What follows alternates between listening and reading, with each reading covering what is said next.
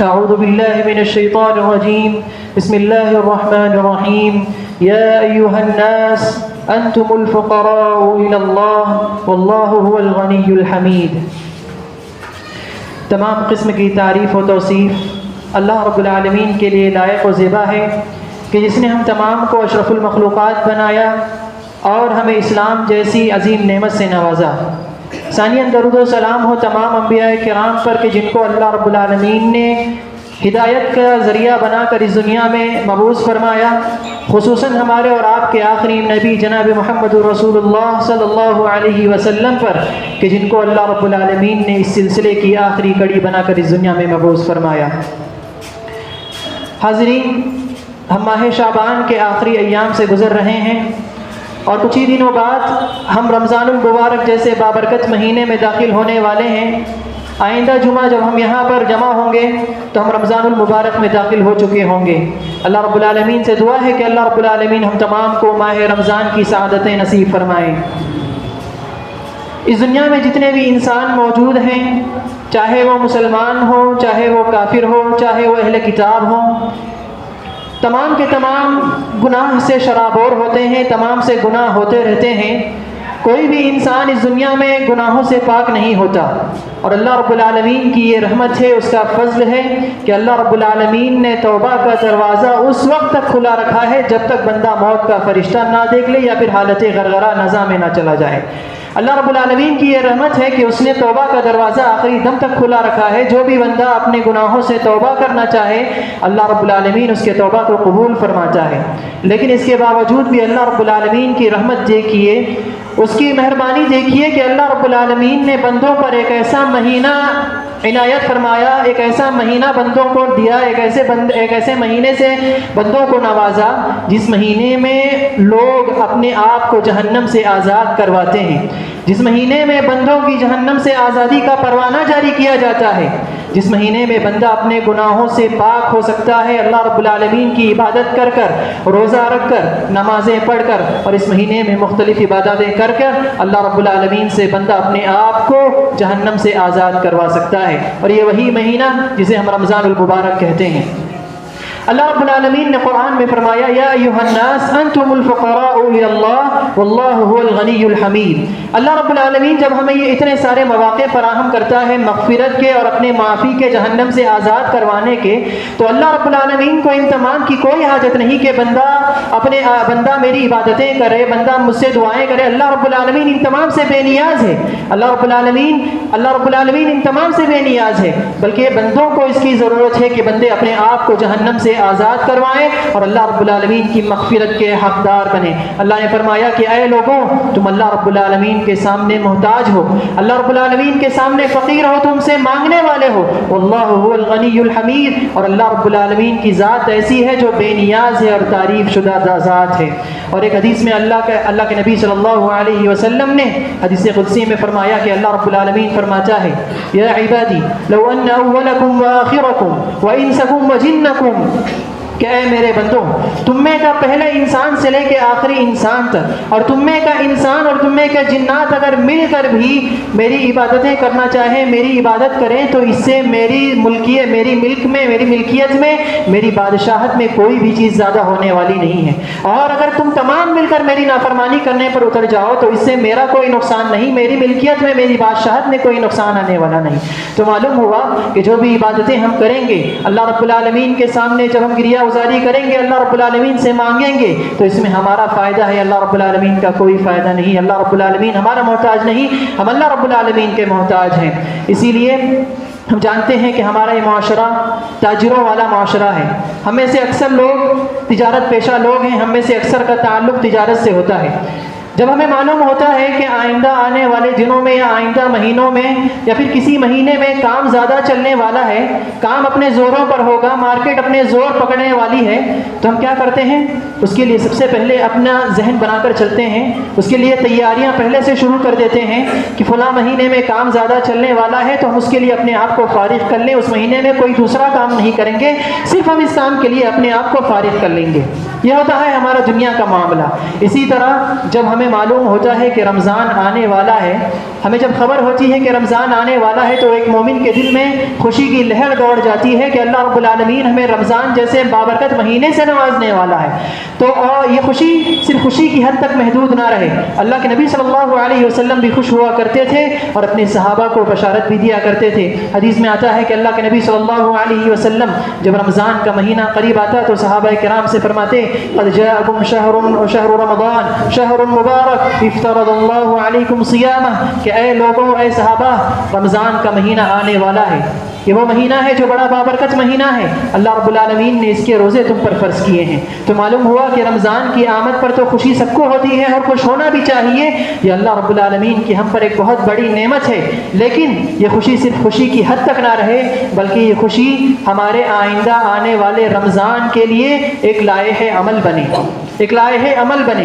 ہم رمضان آنے سے پہلے رمضان کی تیاری شروع کریں، جس طرح ہم اپنی تجارتوں کا پر غور کرتے ہیں، تجارتوں کو اہمیت دیتے ہیں کہ جب آئندہ مہینے میں ہماری تجارت چلنے والی ہوتی ہے تو ہم اپنے اہل و عیال سے بھی کہہ دیتے ہیں کہ آئندہ مہینے میں مصروف رہوں گا، مجھے کام ہے، میں مصروف رہوں گا۔ تو اسی لیے ہمیں چاہیے کہ جب یہ عبادتوں کا موسم آ رہا ہے جس میں ہم نیکیاں بٹور سکتے ہیں، جس میں ہم زیادہ سے زیادہ نیکیاں کر کے اللہ رب العالمین کے پاس مقبول بندوں میں شمار ہو سکتے ہیں، اور یہ ایسا مہینہ ہے جس کے بارے میں اللہ کے نبی صلی اللہ علیہ وسلم نے فرمایا وَلِلَّهِ عُتَقَاءُ مِنَ النَّارِ وَذَلِكَ كُلَّ لَيْلَةٍ، کہ ایسا مہینہ ہے کہ اللہ رب العالمین اس مہینے میں بندوں کو جہنم سے آزاد کرتا ہے، بندوں کو جہنم سے آزاد کرتا ہے، اور یہ صرف رمضان کے پورے دنوں میں ہوتا ہے۔ وَذَلِكَ كُلَّ لَيْلَةٍ، اور یہ جہنم سے آزادی کا پروانہ، جہنم سے آزادی کا پروانہ رمضان کے شروع دن سے لے کے آخری دن تک ہوتا ہے۔ تو معلوم ہوا کہ جہنم سے آزادی کا پروانہ صرف رمضان کے آخری عشرے میں نہیں بلکہ رمضان کی پہلی رات سے لے کر آخری رات تک ہمارے پاس یہ موقع ہوتا ہے کہ ہم اللہ رب العالمین سے اپنے آپ کو جہنم سے آزاد کروا سکیں۔ تو سب سے پہلے تیاری جو ہمیں کرنی چاہیے، رمضان آنے سے پہلے ہمیں اپنی نیتوں کو درست کرنا چاہیے، اور ہمیں یہ عزم کرنا چاہیے کہ اللہ رب العالمین جو ہمیں اس ماہ مبارک سے نوازنے والا ہے، ہم اس میں اللہ رب العالمین کی خوب عبادتیں کریں گے اور اللہ رب العالمین کو راضی کر کر رہیں گے، اللہ رب العالمین کو راضی کر کر رہیں گے۔ سب سے پہلے ہمیں اپنی نیتوں کو درست کرنے کی ضرورت ہے۔ امام احمد بن حنبل رحمہ اللہ اپنے بیٹے عبداللہ کو نصیحت کرتے ہوئے فرماتے ہیں کہ اے میرے بیٹے، تم نیک عمل کی نیت کیا کرو، نیک عمل کی نیت کیا کرو، کیونکہ یہ نیک عمل کی نیت بھی عمل کے مترادف ہوتی ہے، عمل کے برابر ہوتی ہے۔ کیسے کہ ایک بندہ جب نیک عمل کی نیت کرتا ہے تو اس کے نیت کر دینے کی وجہ سے اللہ رب العالمین اس عمل کو اس کے کھاتے میں لکھ دیتا ہے، اس کے نامہ اعمال میں لکھ دیتا ہے۔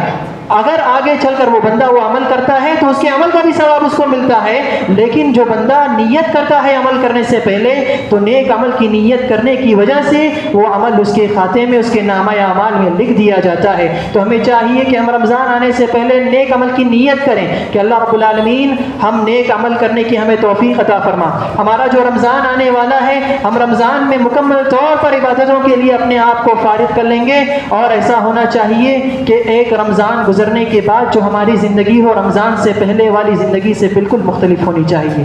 ایسا نہیں ہونا چاہیے کہ رمضان سے پہلے جو ہماری زندگی تھی رمضان گزر جائے، رمضان گزر جانے کے بعد بھی ہماری زندگی وہی رہے، وہی رفتار بے ڈھنگی جو پہلے تھی سو بھی ہے، ایسی حالت ہماری نہیں ہونی چاہیے، بلکہ ہماری کوشش تو ایسی ہونی چاہیے کہ اس رمضان میں جو ہم نے عبادتیں کی ہیں آئندہ رمضان میں اور آئندہ آنے والی زندگی میں اس سے بڑھ کر عبادتیں کریں اور اس سے زیادہ عبادتیں کرنے کی کوشش کریں۔ اگر ہم سنت کی پابندی کر رہے تھے تو نوافل کی پابندی کرنے کی کوشش کریں، اگر ہم صدقات و خیرات دے رہے تھے تو اس سے بڑھ کر کسی کی مدد کرنے کی کوشش کریں۔ یہ رمضان ہماری زندگی کو بدلنے کا ایک بہت سنہرا موقع ہوتا ہے، لیکن بس اس میں شرط یہ ہے کہ انسان اس کے لیے اپنے آپ کو پہلے سے تیار کرے، سب سے پہلے اس کے لیے اپنے آپ کو تیار کرے، اس کی نیت کرے، اس کا عزم کرے۔ کیونکہ کئی بار ایسا ہوتا ہے کہ رمضان شروع ہو چکا ہوتا ہے، رمضان شروع ہو جانے کے بعد کئی رمضان گزر جانے کے بعد ہمیں خیال آتا ہے کہ 10 رمضان گزر گیا، 15 رمضان گزر گیا، ہم نے نیکیاں نہیں کی، اور پھر یہ شکایت رہتی ہے کہ رمضان آیا اور چلا گیا،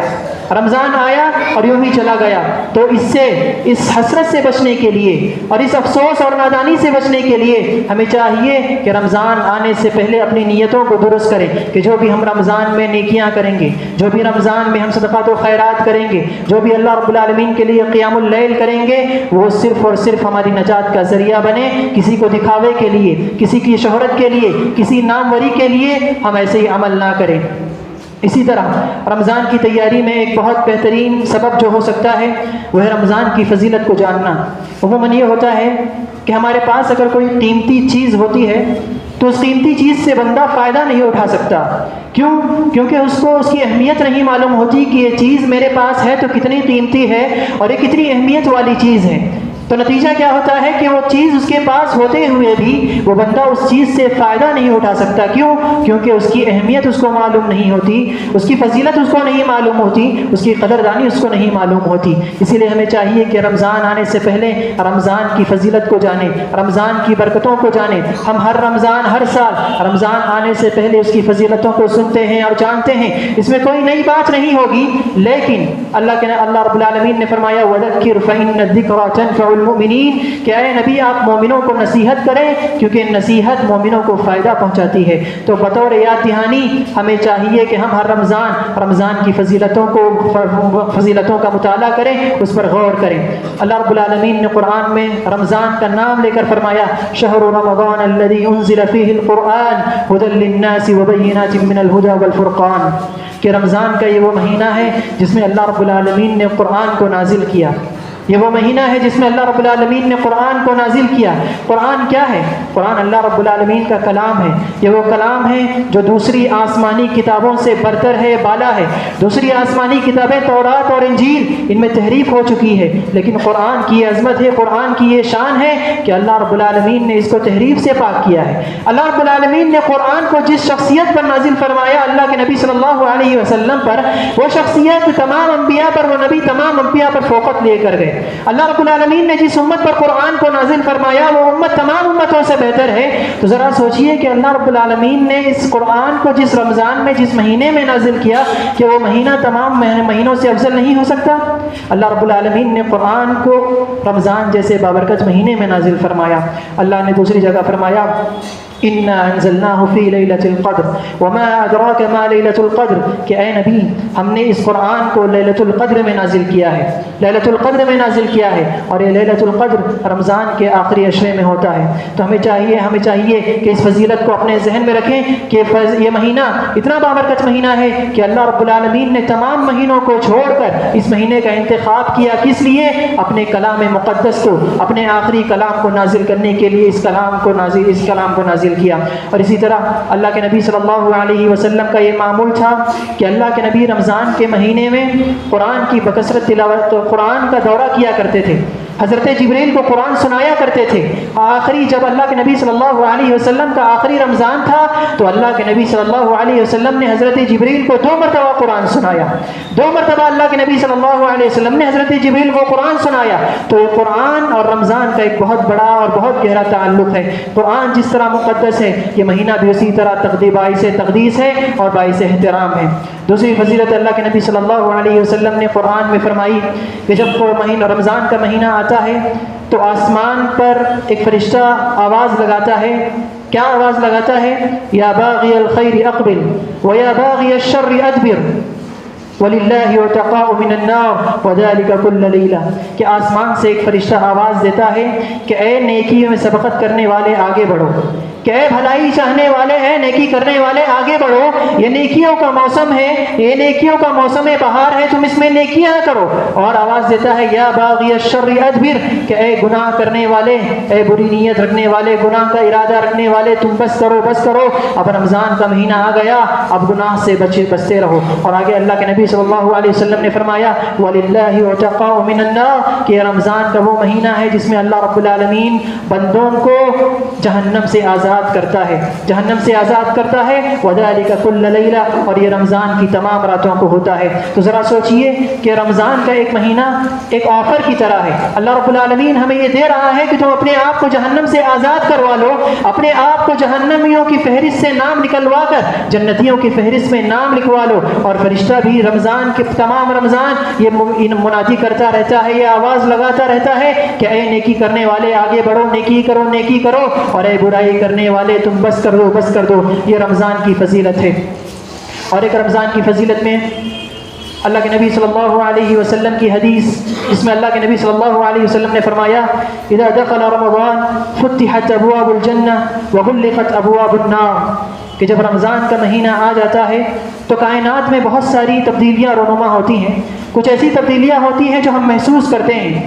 رمضان آنے کے ساتھ ایک مومن کا دل خوشی اور مسرت سے بھر جاتا ہے. اس کے دل میں خوشی کی لہر دوڑ جاتی ہے کہ اللہ رب العالمین کا یہ مقدس مہینہ آ گیا، عبادتوں کا مہینہ آ گیا. یہ رمضان کی فضیلت ہے. اور رمضان آنے کے ساتھ کائنات میں بہت ساری ایسی تبدیلیاں رونما ہوتی ہیں. اللہ کے نبی نے فرمایا اذا دخل رمضان فتحت ابواب الجنہ، کہ جب رمضان آ جاتا ہے تو جنت کے دروازے کھول دیے جاتے ہیں. وغلقت ابواب النار، اور جہنم کے دروازے بند کر دیے جاتے ہیں. جہنم کے دروازے بند کر دیے جاتے ہیں. کیا مطلب ہے اس کا؟ کہ اللہ رب العالمین بندوں کو دعوت دیتا ہے کہ اے میرے بندوں، تم میری عبادتیں کر کر جو دروازے میں نے جنت کے کھولے ہیں تم نیک اعمال کر کے جنت میں داخل ہو جاؤ، اور میں نے رمضان کے مہینے میں جہنم کے دروازے بند کر دیے ہیں تو تم اس دروازے کے بند ہونے کے بعد بھی کیوں اپنے آپ کو ہلاکت میں ڈال کر جہنم کی فہرست، جہنمیوں کی فہرست میں اپنے آپ کو شمار کرنے جا رہے ہو؟ کتنا بد نصیب ہوگا وہ شخص، کتنا بدبخت ہوگا وہ شخص جو اللہ رب العالمین کہ جنت کے دروازے کھولنے کے باوجود بھی وہ غفلت میں پڑا رہے. اللہ رب العالمین کا یہ مہینہ عطا کرنے کے بعد بھی اپنے آپ کو نمازی نہ بنا سکے، اپنے آپ کو روزے دار کی فہرست میں نہ شمار کر سکے. ایسا شخص حضرت جبریل علیہ السلام کی اس بددعا کا مستحق ہوگا جس پر اللہ کے نبی صلی اللہ علیہ وسلم نے آمین کہا تھا. جس پر اللہ کے نبی صلی اللہ علیہ وسلم نے آمین کہا تھا. اللہ کے نبی صلی اللہ علیہ وسلم منبر کی سیڑھیاں چڑھ رہے تھے. پہلی سیڑھی پر اللہ کے نبی صلی اللہ علیہ وسلم نے قدم رکھا، آمین کہا. دوسرے پر قدم رکھا، آمین کہا. تیسرے پر قدم رکھا، آمین کہا. صحابہ نے پوچھا کہ اللہ کے نبی، آج ہم نے آپ سے خلاف معمول بات دیکھی کہ آپ جب سیڑھی چڑھ رہے تھے تو 3 مرتبہ آپ نے آمین کہا. تو اللہ کے نبی صلی اللہ علیہ وسلم نے فرمایا کہ میرے پاس جبریل آئے. جبریل نے آ کر کہا، جب میں نے پہلی سیڑھی پر قدم رکھا تو حضرت جبریل نے فرمایا رغم انف امرئ وجد رمضان فلم یغفر له، کہ ایسے شخص کی ناک خاک آلود ہو، ایسا شخص ہلاک و برباد ہو جائے جس نے رمضان جیسا بابرکت مہینہ پایا، رمضان جیسا بابرکت مہینہ پانے کے بعد بھی وہ اپنی مغفرت نہ کر سکا. حضرت جبریل نے مجھ سے کہا کہ قل آمین فقلت آمین، کہا کہ اے محمد آمین کہو تو میں نے کہا آمین. ذرا سوچئے کہ بددعا کون کر رہا ہے؟ سید الملائکہ حضرت جبریل علیہ السلام ایسے شخص پر بددعا کر رہے ہیں، اور اللہ کے نبی صلی اللہ علیہ وسلم ایسی بددعا پر آمین کہہ رہے ہیں کہ ایسا شخص رمضان پانے کے بعد بھی جو اپنی مغفرت نہ کرا سکا، جو اپنے آپ کو جہنمیوں سے آزاد نہ کر سکا، وہ ہلاک و برباد ہو جائے. تو ذرا سوچئے کہ ہم اگر اللہ رب العالمین کی عبادت کر کے اپنے آپ کو جنتیوں کی فہرست میں نہ شمار کر پائے تو کیا ہم اللہ کے نبی صلی اللہ علیہ وسلم کی اس آمین کے مستحق نہیں ہوں گے؟ کیا اللہ کے نبی صلی اللہ علیہ وسلم نے جس بددعا پر آمین کہا تھا کیا وہ ہمارے حق میں نہیں آئے گی؟ غور کرنے کی بات ہے. اور ہمیں چاہیے کہ ہم ابھی سے رمضان آنے سے پہلے ان تمام باتوں کو اپنے ذہن میں رکھیں تاکہ جب رمضان آئے تو ہم ان تمام باتوں کو اپنی زندگی میں لاگو کر سکیں. اسی طرح رمضان جب آتا ہے تو رمضان ہماری تربیت کا مہینہ ہوتا ہے. رمضان جہاں ہماری روح کی تربیت کرتا ہے وہیں ہمارے جسم کی تربیت بھی کرتا ہے.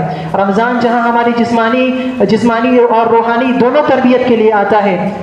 اللہ کے نبی رمضان تربیت کا مہینہ ہوتا ہے. کس طرح کہ جیسے ہم رمضان سے پہلے زندگی گزار رہے تھے، زندگی میں غفلت، زندگی میں بھول، زندگی میں گناہ ہر انسان سے ہوتا ہے، لیکن جب رمضان آتا ہے تو ہمارے ذہن میں اور ہمارے گمان میں یہ بات دوڑنے لگتی ہے، گردش کرنے لگتی ہے کہ یہ رمضان کا مہینہ ہے، اس میں گناہ نہیں کرنا ہے، اس میں گناہ نہیں کرنا ہے. ہمارا ایمان کی تجدید ہوتی ہے رمضان کے مہینے میں، اور ہمارے ذہن میں یہ بات چلنے لگتی ہے کہ اللہ رب العالمین دیکھ رہا ہے، اللہ رب العالمین گرفت کرنے والا ہے. تو جس طرح رمضان کے مہینے میں ہمارے اندر یہ شعور پیدا ہوتا ہے کہ اللہ رب العالمین دیکھ رہا ہے.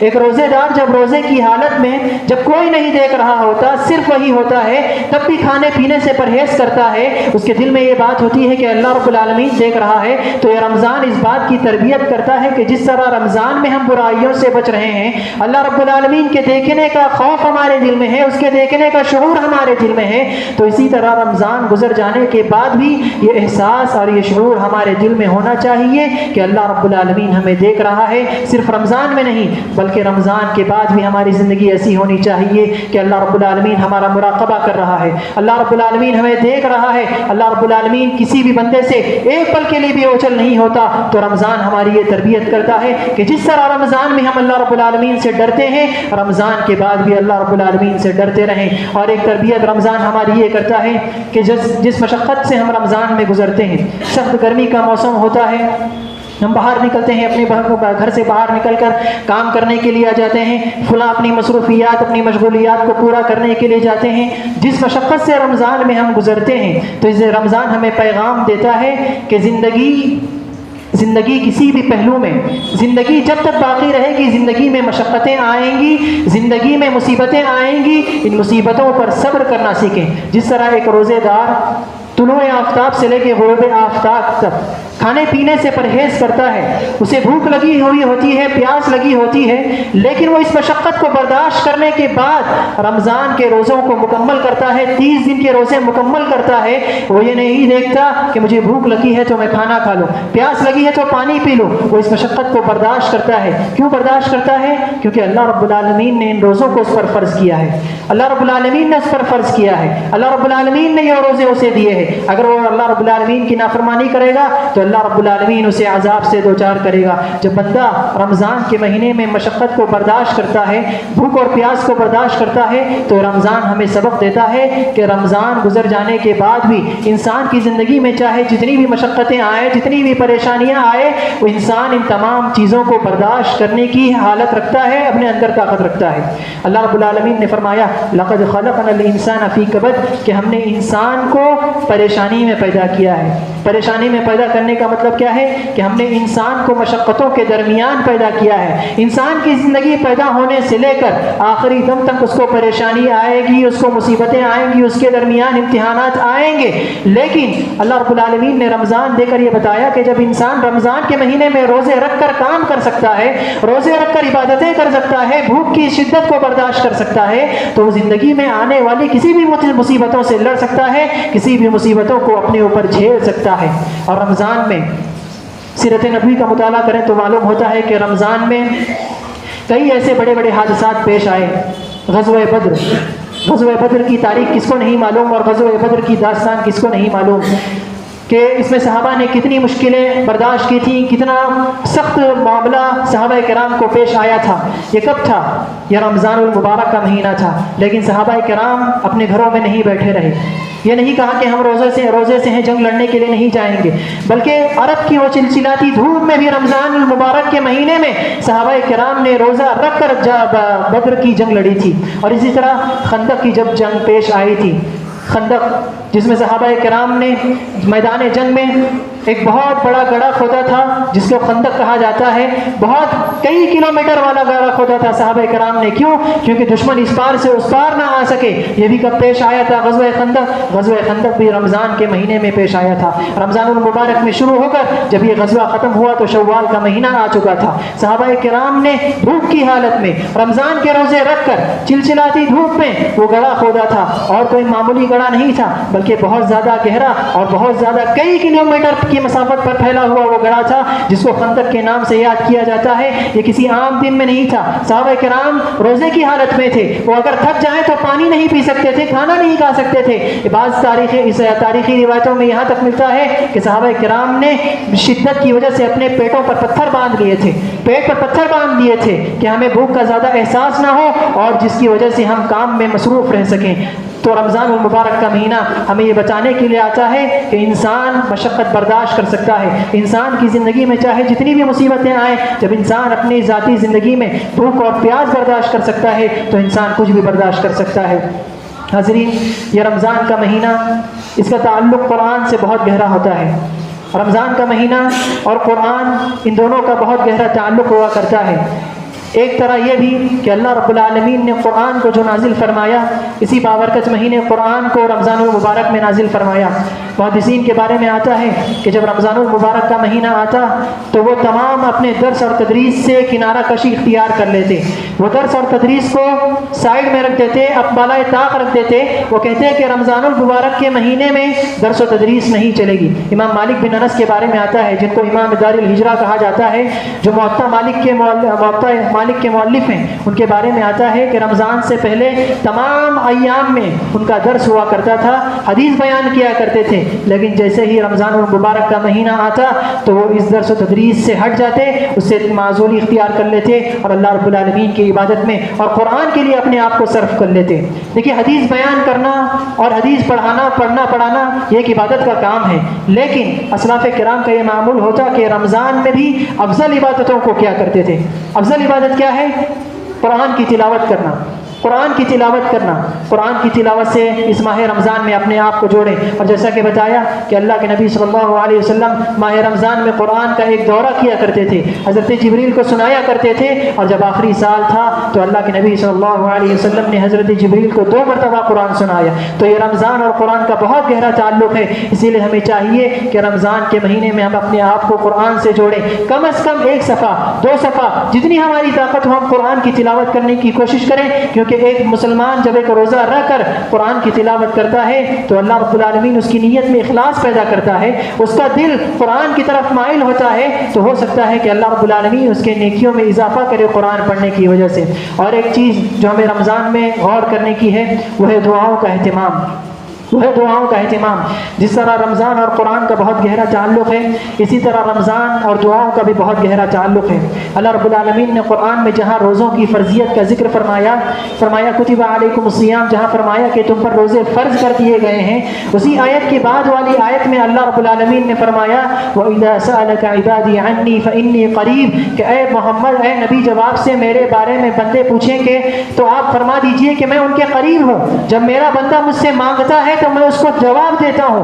اللہ رب العالمین نے جہاں روزوں کا ذکر کیا اسی کے فوراً بعد دعاؤں کا ذکر کیا، تو مفسرین ذکر کرتے ہیں کہ اللہ رب العالمین نے رمضان کے بعد دعاؤں کا ذکر اس لیے کیا کہ رمضان اور دعاؤں کا بہت گہرا تعلق ہے، رمضان اور دعاؤں کا بہت گہرا تعلق ہے۔ ایک حدیث میں اللہ کے نبی صلی اللہ علیہ وسلم نے فرمایا ثلاثۃ لا ترد دعوتهم، کہ 3 لوگ ایسے ہیں جن کی دعائیں رد نہیں کی جاتی، جن کی دعائیں رد نہیں کی جاتی۔ سنن الترمذی کی روایت ہے کہ 3 لوگ ایسے ہیں جن کی دعائیں رد نہیں کی جاتی، اس میں اللہ کے نبی صلی اللہ علیہ وسلم نے فرمایا الصائم حتى يفطر، کہ ایک روزے دار جب تک روزے کی حالت میں رہتا ہے، جب تک افطار نہیں کر لیتا، جب تک وہ روزہ نہیں کھول لیتا، روزے کی حالت میں جب اللہ رب العالمین سے وہ دعا کرتا رہتا ہے تو اللہ رب العالمین اس کی دعاؤں کو قبول فرماتے ہیں، اللہ رب العالمین اس کی دعاؤں کا نتیجہ اس کو صلہ دیتے ہیں۔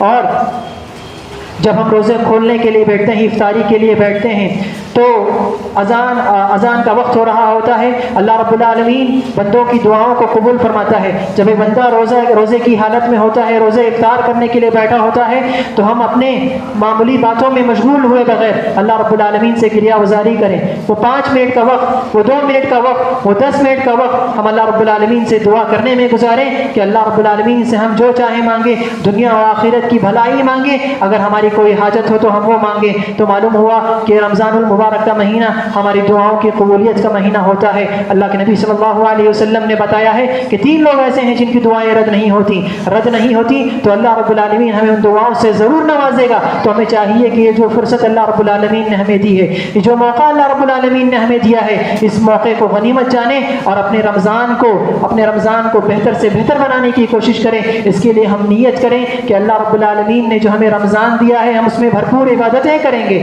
اور یہ عزم کریں کہ یہ رمضان ہمارا پچھلے رمضان جیسا نہیں ہوگا۔ ہم نے پچھلا رمضان جیسا گزارا ہے، اللہ رب العالمین سے معافی طلب کریں کہ ہم نے اتنے سال، ہم میں سے کئی لوگوں نے اپنی زندگی کے 50 سال کا رمضان دیکھا ہوگا، 20 سال کا رمضان دیکھا ہوگا، 50 سال کا رمضان دیکھا ہوگا۔ ہمیں نہیں معلوم کہ ہم نے اس سے پہلا رمضان کیسے گزارا، کن عبادتوں میں گزارا، ہم سے کیا کیا لغزشیں ہوئی۔ رمضان آنے سے پہلے اپنے گناہوں کی معافی اللہ رب العالمین سے مانگے، اور اللہ رب العالمین سے توفیق مانگے کہ اللہ رب العالمین جو ہمیں آئندہ رمضان نصیب کرنے والا ہے، اللہ رب العالمین ہمیں اتنی استطاعت دے، اتنی طاقت دے، اتنی قدرت دے کہ اللہ رب العالمین ہم اس میں تیری عبادتیں کر سکیں اور اپنے آپ کو جہنمیوں کی فہرست سے نکال کر جنتیوں کی فہرست میں اپنے آپ کو شمار کر سکیں۔ اور رمضان المبارک میں جو عبادتیں اللہ رب العالمین نے ہمیں بتائی ہیں، روزوں کا اہتمام کریں، نماز کا اہتمام کریں، صدقات و خیرات کا اہتمام کریں، اور اپنے آپ کو قرآن سے جوڑیں۔ اور اللہ رب العالمین نے جو ہمیں دعاؤں کا یہ خاص اور سنہرا موقع عطا کیا ہے، اللہ رب العالمین العالمین سے اپنی گریہ گزاری اس کے سامنے پیش کریں۔ اللہ رب العالمین سے دعا ہے کہ اللہ رب العالمین ہم تمام کی عبادتوں کو قبول فرمائے۔ اللہ رب العالمین ہم تمام کو نیک اعمال کرنے کی توفیق عطا فرمائے۔ اللہ رب العالمین ہم تمام کو ماہ رمضان کی مبارک ساعتیں نصیب فرمائے۔ آمین ثم آمین، وآخر دعوانا الحمدللہ رب العالمین۔